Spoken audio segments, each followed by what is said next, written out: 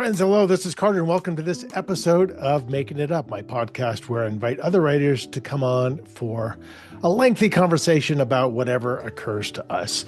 And my dog just jumped onto the chair. So if you're watching this instead of listening to it, you get to see that adorable little face. And you probably can't hear it, but my fucking cat is screaming at me from the other side of the door. So yeah, another day in this house.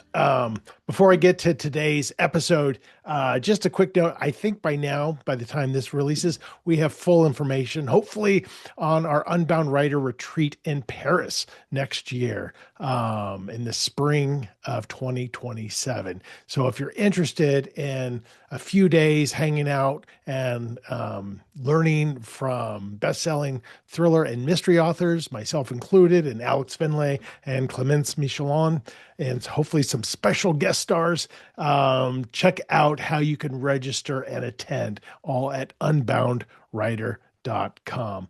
And if you're interested in kind of coaching, I do one-on-one coaching with writers. I have a pretty full schedule, but I'm always happy to take on a couple more. You can go to Unbound Writer and read about the services that I offer. And you can schedule a complimentary phone call where we can just chat and see what issues you need help with and if we might be a good fit. So again, all of that at unboundwriter.com.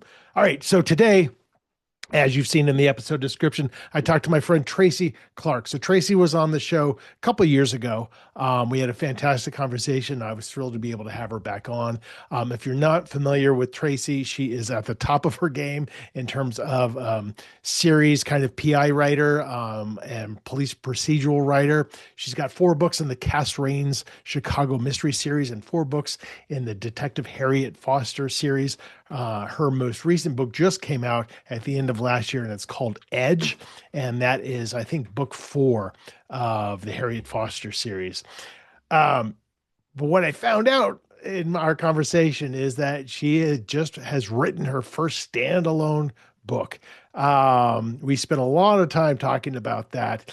And, I don't know the title. She called it The Devil's Baby, because I think she has mixed feelings. I think based on her experience of writing the book, including losing 20,000 words, which is just a knife to the chest. But we spent a lot of time talking about writing series versus standalones. Of course, I only write standalones. So it was fascinating, but it didn't seem like it was the most pleasant experience for her. But I'm sure it is going to be a fantastic novel, and I can't wait to see it when it comes out early in 2027. Anyway, great conversation. She's fantastic to listen to, and especially when we talk about her experience going 20 years before she kind of landed the agent and got her first book deal, and dealing with rejection and all that fun stuff that we all have to deal with at some point in our writing careers.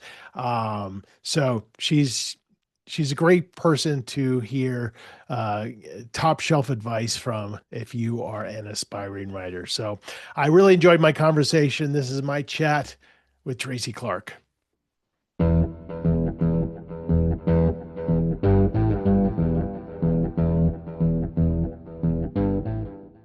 Welcome back. You know how this goes. I do. Thanks for having me back. Yeah, of course. How's life going? It's been, I It's think going all it's right. been 2 years since you were on. Really? Has it been that long? It's been that long. It's been going okay. I mean, one page at a time. You know how it is.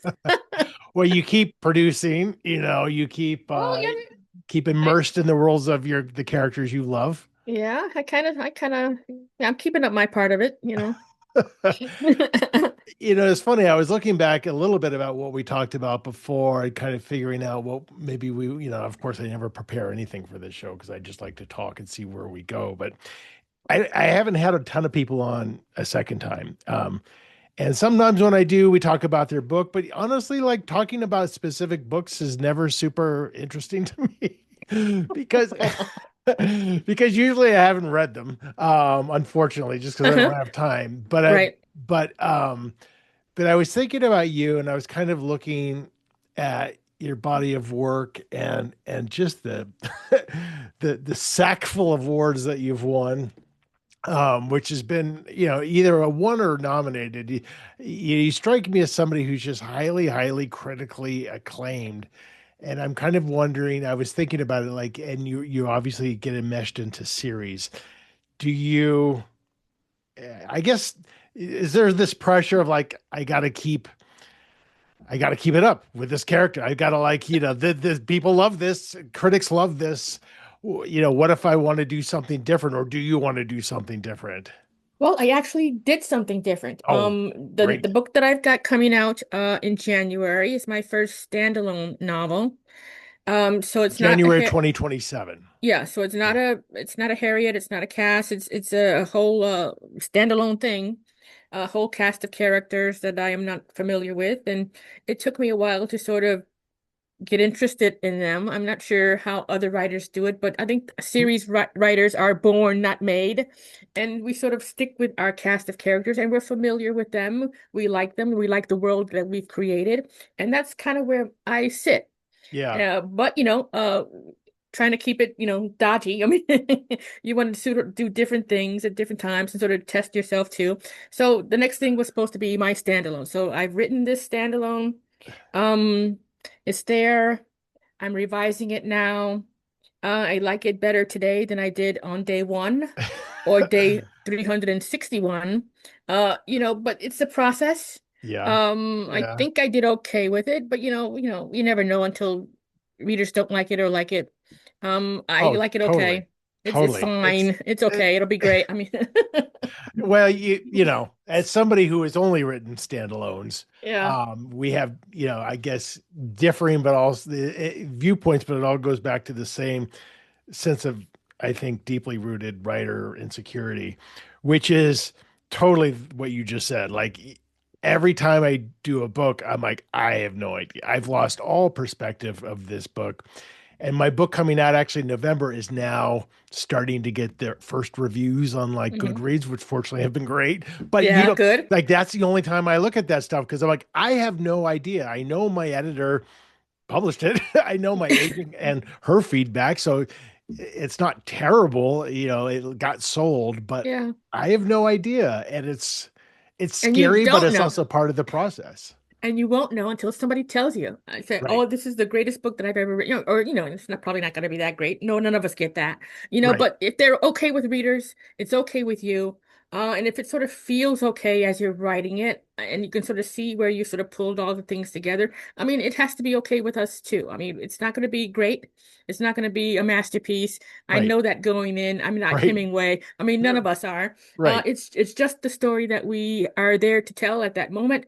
We've done the best we can with it, and we just have to put it out in the world and hope it does okay, and then we move on to the next thing. So, Yeah, and that's totally right. This is the best we could do with it at this stage yep, in whatever journey that we're on. right, And exactly. hopefully this stage is better than it was 5 years ago. But I don't know, maybe I've already written the best thing I've ever written. And I don't even know what that is. I don't think we've ever going to write the best thing that we write. I mean, it's just going to be that process. And we always think that the book that we write or have in our head is going to be the book that comes out on our laptop, and that's never going to be the case. It's never. It's Totally. always And going to that be. that's what I love about it too. Well, yeah, but you still kind of want that thing. You want that perfect thing, and it's never going to be that. So Yeah. that's one of the main frustrations I think for writers. We imagine this wonderful thing, and by the time it gets to the page, it's maybe half wonderful, and we just have to be satisfied with the half wonderful. So, Yeah, and it's funny because it's not even like because that almost makes it sound like we know what wonderful looks like and we're not capable of getting there. Because a lot of times when I think about something being like wonderful, to me, it's usually maybe more emotional, maybe more personal, maybe it's really got, just this thick broodingness within the pages. yeah, And then when I write something like that and I see reception, people tend to receive better of my like in your face, no apologies kind of writing rather than an introspective piece. right. But I don't know, You and absolutely that's don't what's know. scary is when you don't feel confident in you being a judge of what's good. And Especially when we're also readers. So especially when we right. read something, I've read reading a book and I read it and say, damn it, I'm never going to write anything as good as that. And you know it in your heart, you know it in your head, but that doesn't stop you. I mean, you're a writer, that's what you do. You try to always sort of find that perfect thing. You're never going to get it, but you want to make it as good as you can make it as the time that you're there. So this book is there. It's in revision. I've got it down there on paper. It's coming out in January. I think it's okay. Readers will tell me if it isn't. And The meanwhile, title should be I think it's okay. I think it's okay. You let me know. I mean, So where I'm curious now, so how many books do you have in all the series that you've written? let's see. There's four in the first, four in the second, and the standalone is number nine. And then Okay. I have contracted for two more. So one of those two could be another Harriet.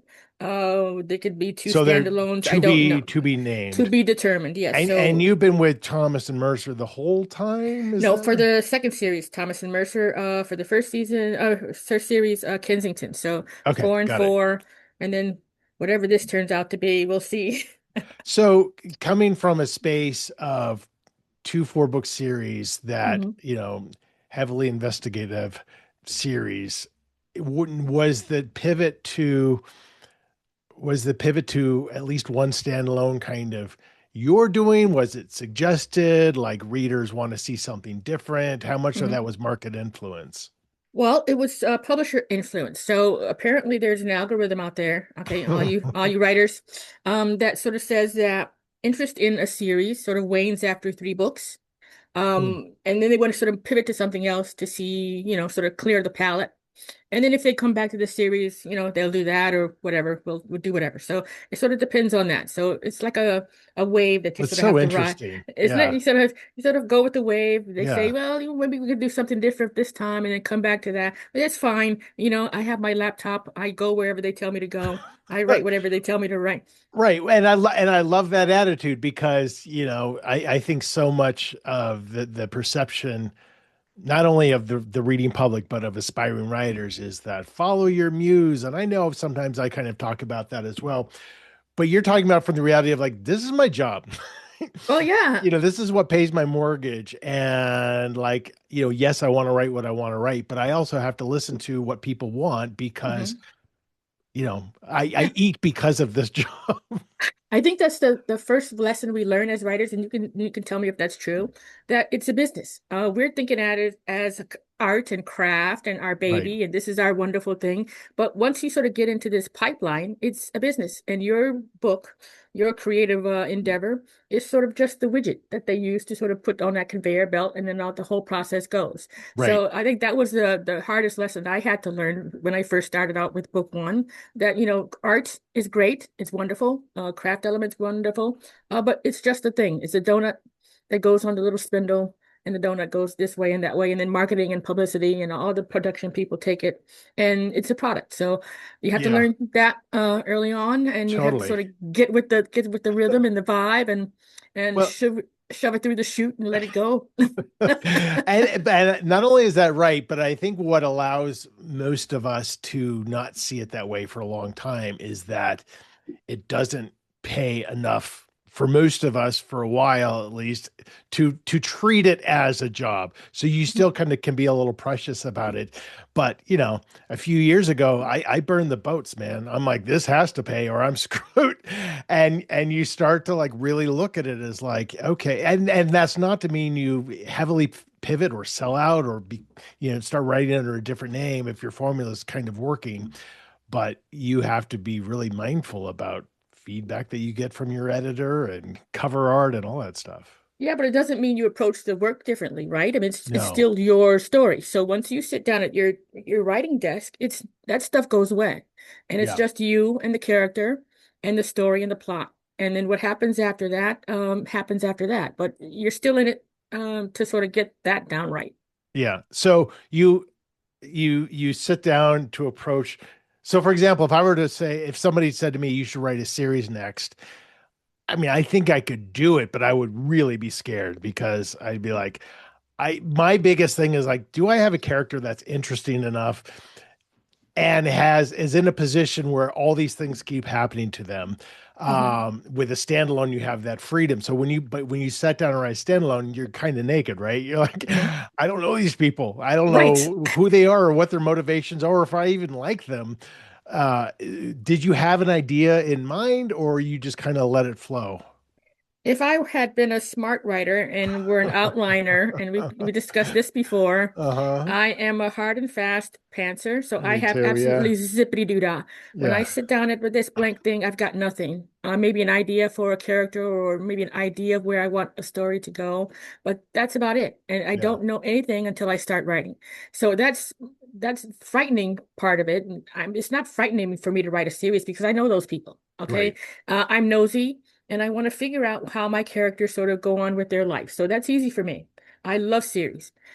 I'm a series reader. I like writing them. Okay, standalone scare the heck out of me. And so when Mhm. I was faced with this prospect of writing my first standalone, and needing it to be okay and great, not writing just for myself, because back in the Right. old days, I was just writing whatever I felt like writing. Nobody cared, nobody wanted anything. I was just writing to sort of teach myself how to do it. Right. Now it's a business, as I said. So now they're looking for this standalone and they're expecting it to be something. They're expecting it to look like a regular book. They're expecting it to make sense. God forbid we write a regular book. They're expecting it to make sense. They're expecting it to be halfway good. And so now I have to sort of teach myself how to get out of that rhythm of series and sort of following my characters in their personal lives and sort of getting them to the next step to this whole new cast of characters, these whole new people who I have to sort of now learn and then let go. Okay, I can't follow them anymore because it's not a series. And so this is my one shot to sort of find out who they are, put who they are down on paper and Hmm. then let them go. The letting go is I think the important part, or Yeah. the hard part. The most Okay. difficult part. Yeah. Right. And then, right. So I could write another book about these characters now because I know them now. But unfortunately, it's one shot and out. And that's what I don't like about standalones. I mean, I can read them. I like other Yeah. people's standalone. I don't like writing standalones because now I have to leave these people that I now know right there because Right. the end's right there. And I've got to walk away, take my little laptop, and then find somebody else to write about. And see, that's exactly what I love. It's like I can't wait No, to find new people, new places, things that I just don't I know. hate that. So when you're at a cocktail party, do you like approaching other people who you don't know and talking to them, or are you just like, no, I want to be in my own little group? Yeah, my little group, my little group. I don't know. Once I sort of know you and I like you, I want to follow. I'm interested in you now. Yeah, yeah, I want to find out what happens next. And now I yeah. don't know. I don't know. I left them in a spot, and that's where I have to leave them, and I don't like it. But it did it give you any kind of opportunity to, because we're always thinking about ideas, right? We're always thinking about things and how people might react to things and situations. And I can picture somebody writing a series saying, this is a great idea, but it just doesn't make sense with this character or in this book. Was there any sense of freedom? Like, now I can have a person behave like this, which my characters could never do, but now I can do it because I'm not tied to these people. Hmm. No, I didn't think about that. I'm just thinking about who they are. I Uh-huh. sort of listen to the voice, and I sort of look at the story in relation to them and to see what kind of journey they have to go on. And so I'm sort of following people. I'm Yeah. following people all the time. It's not like I'm sort of making major decisions until I have to make major decisions. I'm sort Right. of writing until something makes sense, until characters sort of reveal themselves to me, and then I can know where I can go. So Yeah. these characters that I've written about now in this standalone, um, they're okay. They're fine. I I wouldn't toss them out on in the storm in the middle of, they could stay at my house if there's a storm outside. Okay, yeah, I wouldn't throw them out in the street. right. But, I don't know. We still have some further along to go before, we're simpatico. Well, I think one of the things that's really difficult for pantsers for both of us, and also one of the most beautiful things I think, is figuring out what the ending is. So I never know the ending.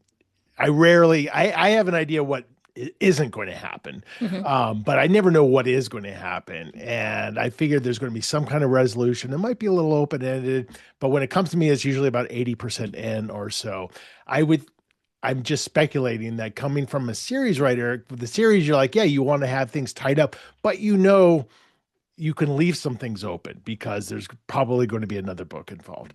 Mhm. And with the standalone, was that a little bit more like, how the fuck am I going to end this? Like, and close this loop in a way that I'm saying goodbye. Usually as a series, I usually kill somebody off. But I couldn't do that. This, and as a matter of fact, I Oh, with got to sort standalone, of, you can kill everybody. yeah, you do Hamlet. I mean, but I sort of got until like one third of the way through, and I looking back at it and said, nobody's died yet. I mean, what the hell is going on? I'm not used Who to am I this. anymore? What am I doing? Because PI novels and police procedurals have a sort of rhythm, don't they? I mean, Yeah, yeah, yeah. it's a And there genre was thing. certainly an expectation of rhythm. Yeah. Absolutely. So this is a different kind of a feel. It's sort of cloppity this way and cloppity that way, and I just sort of had to feel my way around. The weird thing about this one was that I sort of knew where it ended when I started. I kind of had that sort of as Oh, a vision. interesting. So Yeah. thank God that was so, or else I don't know So you what had would a have North happened. Star to write So I towards. knew where I needed to Yeah. go, and I was just at the beginning, so I sort of had a path to go. Yeah. So I knew I had to get here. I just had to figure out how to get there. So it was difficult. It took me maybe 2 or 3 months before I even wrote anything because I didn't hear the voices. I mean, this was just a nightmare. I'm just going to say it.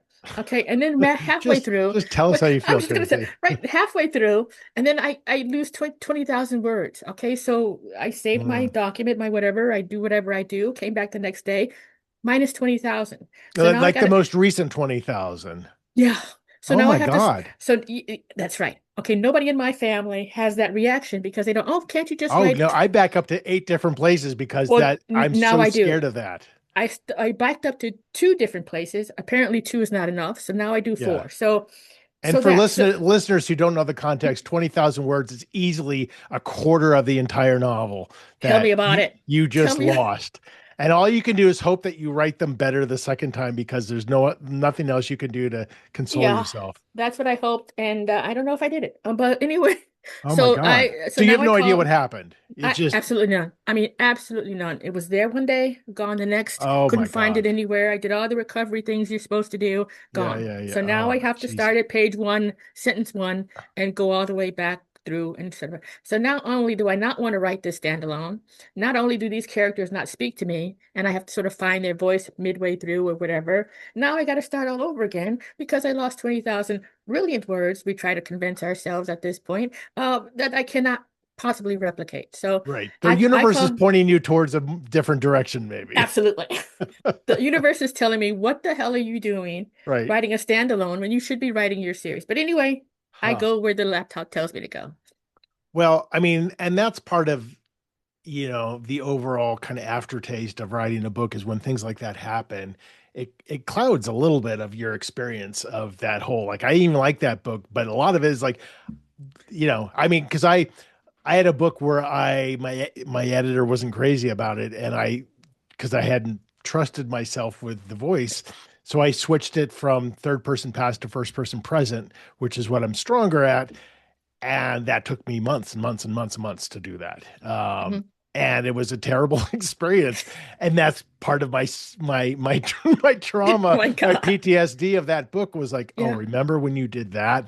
I mean, Yeah. ultimately it was a great experience because I learned from it, but Yeah. it does cloud you a lot. Yeah, it's all good. The book's got a title. I just call it, the Devil Baby, and The so the we just did the it. stepchild. Yeah. So it'll be great. It'll be good. I'll do the regular stuff I do with stuff that I write, and hopefully readers will like it. But But it how was was it a received by your editor? Were they like, well, that's the thing. And I'm thinking I'm handing in the worst thing that I have possibly written. I yeah, can't imagine me writing anything worse than this. And I get my revision letter back, and they say, "Oh, this is great," and then oh, only a few minor things, and I think it's all wonderful work, wonderful. And either I'm nuts or somebody over there is nuts. I mean, because I don't think we're in the same page here. Um, well, my understanding with Thomas and Mercer and with the other Amazon imprints is that you will go through two different editorial letters with two different editors. So if they're both saying the same thing, I gotta believe I don't that's trust it. pause. I don't trust it. I don't Fair enough. trust it. There, you are a writer, Tracy. Oh You just no. can't let that Mm-mm. self-doubt go. Yep, can't do it. Oh my. Well, but it's out of your system now. Whatever happens, happens. It's there. Whatever happens with it, and I will try to make it up with the next one. Yeah. So did you have to, it's, being pantsers, and one thing that I'm learning is, or one thing that's maybe being insisted a little bit more of me is, what traditionally in the past, I just go off on my own, write a book, and I don't tell anybody what I'm working on. And then Hmm. I just give it to my agent. I'm like, this is what I wrote. Hmm. And she's got to deal with it. Now it's like, we kind of want to know a little bit. So for example, the one that's coming out next year, I'm like, here's 4 paragraphs on where this could possibly go and what it's about. And, as I'm writing it, I'm like, after paragraph 1, I'm already deviating wildly. And I'll give them my like first 100 pages just so, but they still have no idea. Like, hey, remember how I said there was going to be this journalist who's there's no journalist in this story. Oh my gosh. Did you have to give Thomas and Mercer somewhat of an idea about this standalone before you wrote it? Well, they asked me what do you think you want to write about next, as I'm writing the thing that I was writing. And while I'm writing, I don't know about you, I sort of get tunnel vision. And Yeah, so the book that I'm writing is the only thing that I can think about. right. So I'm in this, and they're asking for what's going to happen next, and I have absolutely no idea. So I think I jotted down maybe 2 or 3 sentences. So I think it's about this and this, blah blah blah blah blah, and I sent it on. Okay, apparently they were satisfied with that, and so now when I get done with the thing that I'm focused on, I have this 2 3 sentences of what the next book is about that I'm kind of stuck with, Right, and so right. so now That I said, oh crap. right. Now you got to figure it It's out. only it's only 2 3 sentences. It's not like I've got an evolved outline set up there, or direction Yeah, for me to right. go. It's just a PowerPoint sort of thing, blah blah blah. And so now I have to sit down with my pantser self and try to figure out what kind of book comes out of 2 or 3 sentences that I sort of committed to while I wasn't really ready to commit to something. And so now there it is. So that's Devil Baby. So That's they don't the see next one. anything after those Nope, two they or three don't. sentences Nope. until they get the So manuscript. nope, they don't see anything until I hand the sucker in. And so Yeah. and so now I'm stuck with the 2 or 3 sentences. I've got to build a story and characters around that. I've managed to do it, minus the 20,000 words fiasco that I have to go back and start again. And so now it's there. They have it. It's kind of okay. I think it's okay. It'll be okay. It'll be great. And so I love when you say it'll be okay. It's like it'll be you're trying to convince yourself, I think. I am. So I've just gone through the first round of revision. I have a couple of more to go. So there's a possibility that I can sort of, fix this thing. And so it'll come out that readers will kind of, I hope, like it. I hope I like it better than I do. And we'll see. I mean, it's Isn't all, it, isn't that funny about the whole idea of like, do you have ideas for like what's next? And I think there's some writers, and maybe you're one of them. I am not, where they just have thousands of ideas that they've written down. I never have an idea. And again, as I'm like you, I'm kind of tunnel vision-ish. So even having to stop what I'm writing now to go back and do editorial letter revisions is totally disorienting, yeah. like every time.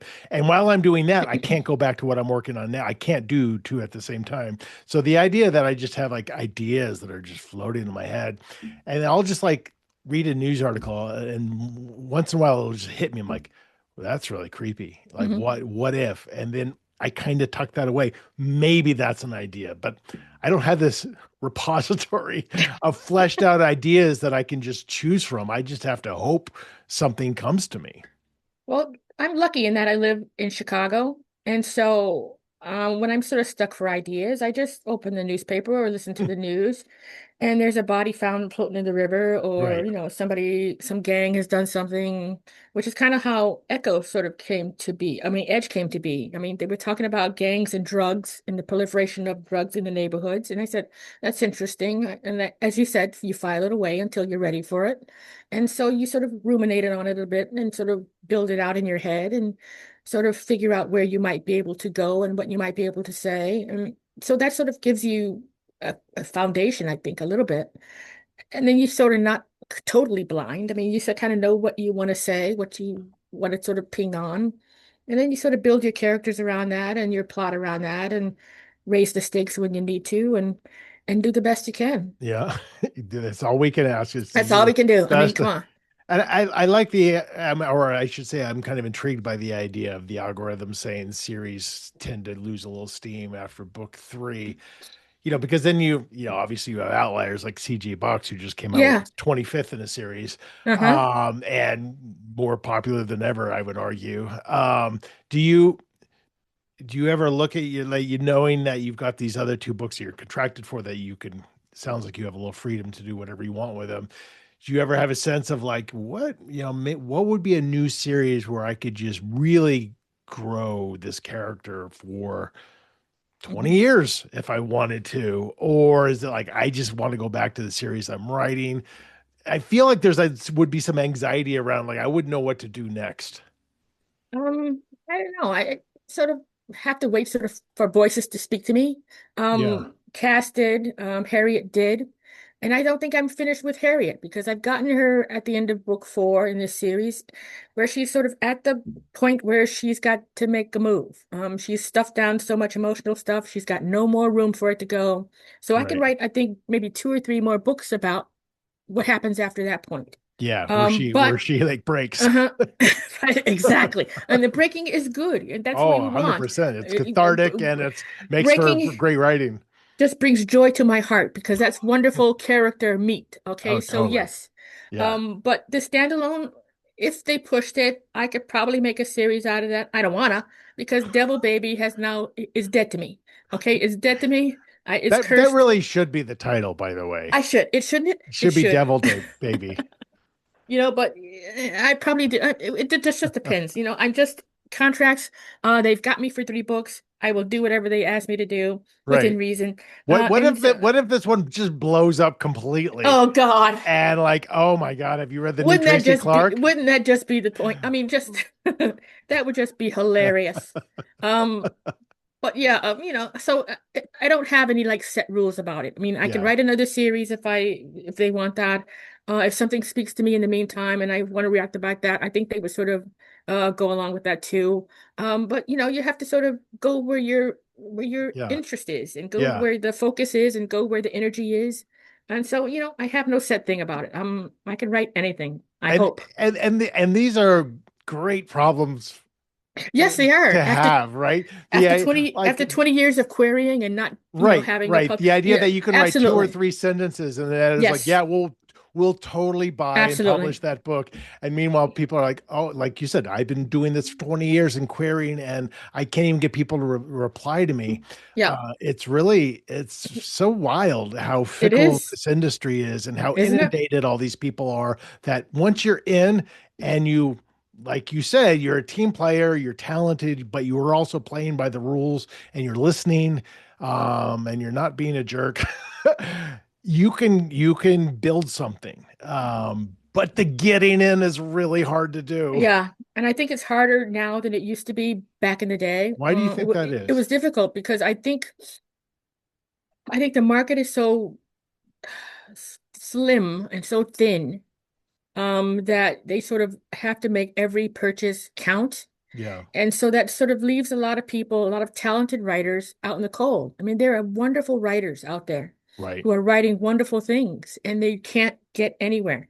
And it's not because they're not talented, it's just because this business is so compact and Yeah, so concentrated on how many units they sell and where they place them and who's going to buy them and what brand it is, what trend it is, it sort of hits on. It's just a weird, fast, um, insulated sort of a thing. yeah. And it's kind of hard to sort of burst that bubble for new people, for the newbies, And but yeah, totally. And the gatekeepers, meaning the agents, are more inundated yeah, because than they can't ever take as before. many and they can't, if they take too many, where can they place them? So they got to keep it really small. The publishing houses have to keep it really small. And so, that leaves a lot of people sort of out there, sort of frustrated and querying and not getting anywhere and Yeah, taking years to get published if they ever do. I mean, there are talented writers out there who might never be published. And it's not because they don't have the talent or they're not saying right. anything in their books. It's just that this thing is moving fast and, it's like a merry-go-round. It just sort of flips, and you got to sort of find your find your slot to get in, and if you can't, to get thrown off again. It's just a weird. Yeah. And I think, for genre fiction, more so than ever, I think this is just total speculation on my part, but I think agents and editors aren't looking for the next great book. They're looking for somebody who can have a career. You can write you can spend 5 years writing a great book, but if that's all you got, if they don't Hmm. see a destination for you, it's hard. Hmm.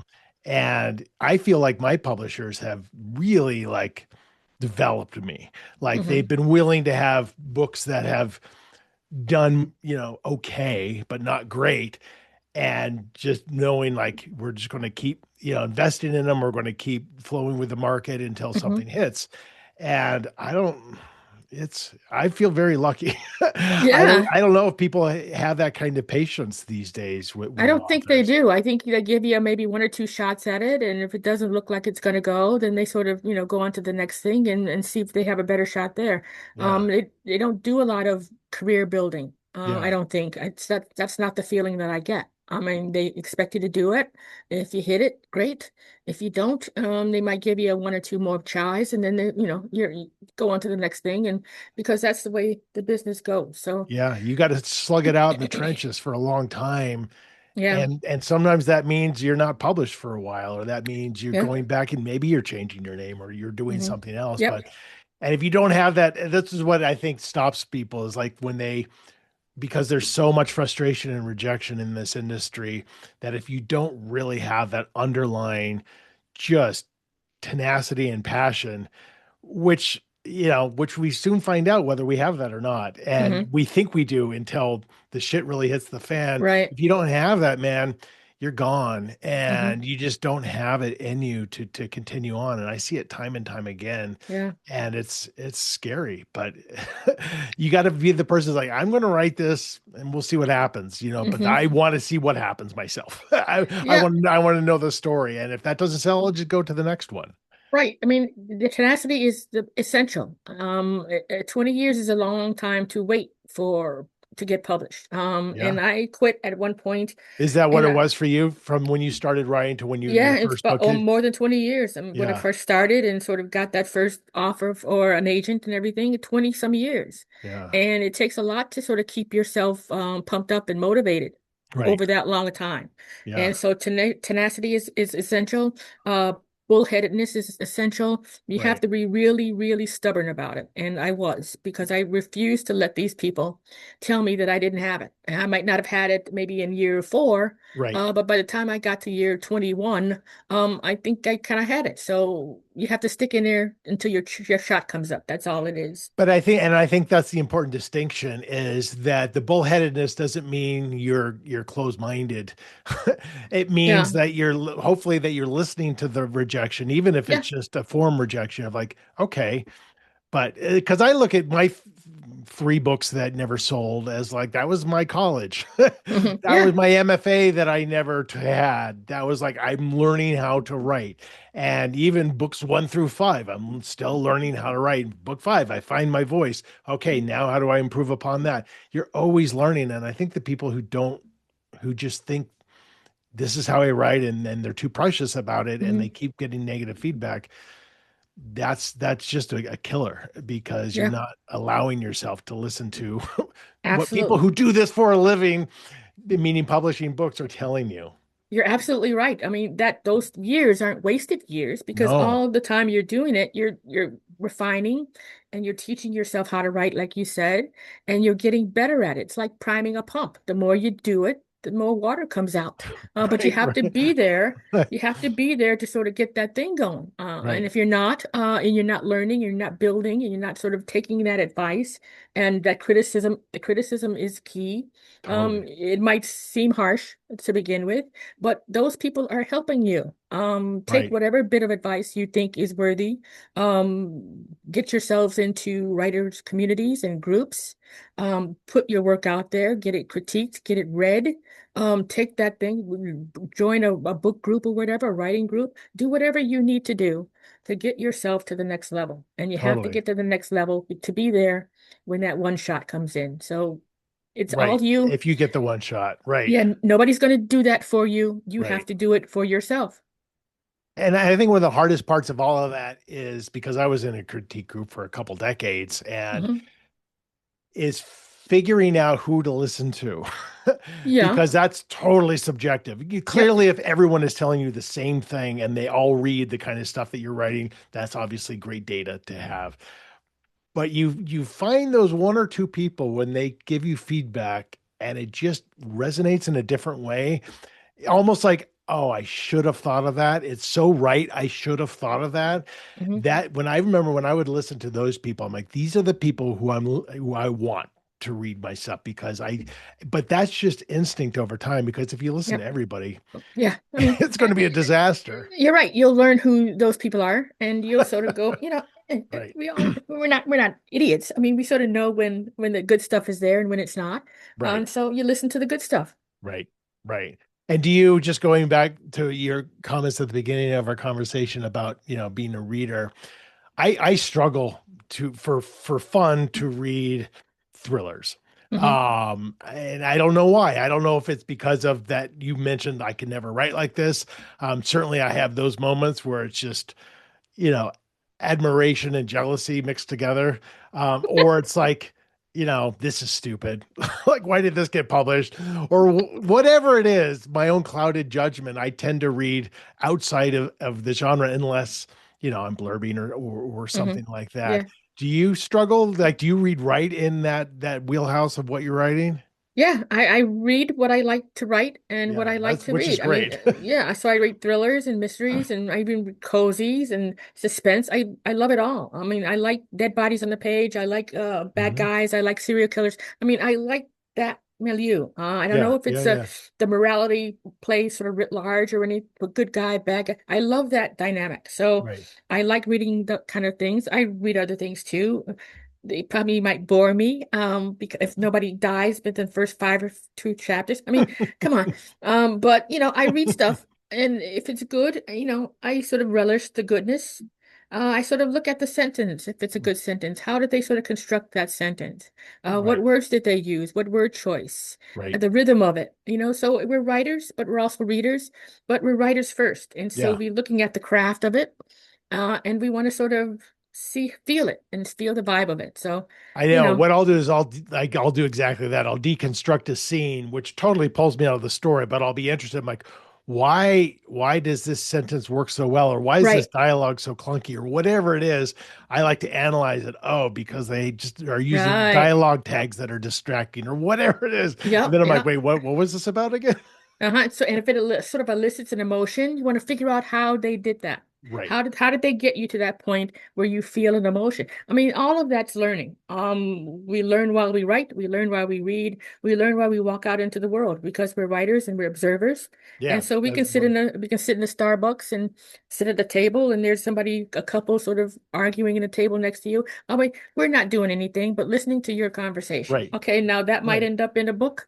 Right. How Right. you speak to each other, We that call our dynamic. nosiness You research. can call it whatever you want to. Okay, we're listening to you have a fight with your boyfriend, and Right. okay, and that's just the kind of people we are. So that's what we do. I So we're love it. always learning, we're always looking for something interesting to say, something interesting to sort of highlight, some character to sort of build. It's just how we're built. Yeah, all of it's out there just waiting to be Yeah, observed. It's like a candy store. Okay. Well, Tracy, we're going to wrap up. Before we do, we're going to do the same kind of storytelling that we did last time. I've got three books picked at random. We're going to choose a random sentence from a random page. I'm going to read that sentence. That'll be the first sentence in like a 2 minute long short story where we alternate back and forth. I forget what we did before. I forget if it was a shit show or if it was great. It was I don't probably know. somewhere in They're probably in between. the middle. Huh? I've got Donna Tartt's The Little Friend, Ooh. Alan Eskin's The Life We Bury, Mhm. and Carlene O'Connor's You Have Gone Too Far. So choose one of Mm. those. Let's do We've Gone Too Far. Carlene Okay. O'Connor. Give me a page between 1 and 350. 55. Okay. So I'm going to quickly scan page 55. It's a really big font in this book. Oh, really? That's good. It's like, yeah, and it's kind of a weird font. Huh. That's, I don't know. I'm I am going to read this and you can do whatever you want with it. It's just a piece of dialogue. It's one simple sentence and it is this. We're so fucking stupid. Um, yes, you are. Yes, you are. And I'm going to tell you why. I didn't like how she turned it on to me. It's really a problem we both have now. I look down at the body that should still be breathing and know that we made a horrific mistake. Hmm. The door opens. Two strangers stand in the way. They come in. We finally found you. Just a second too late.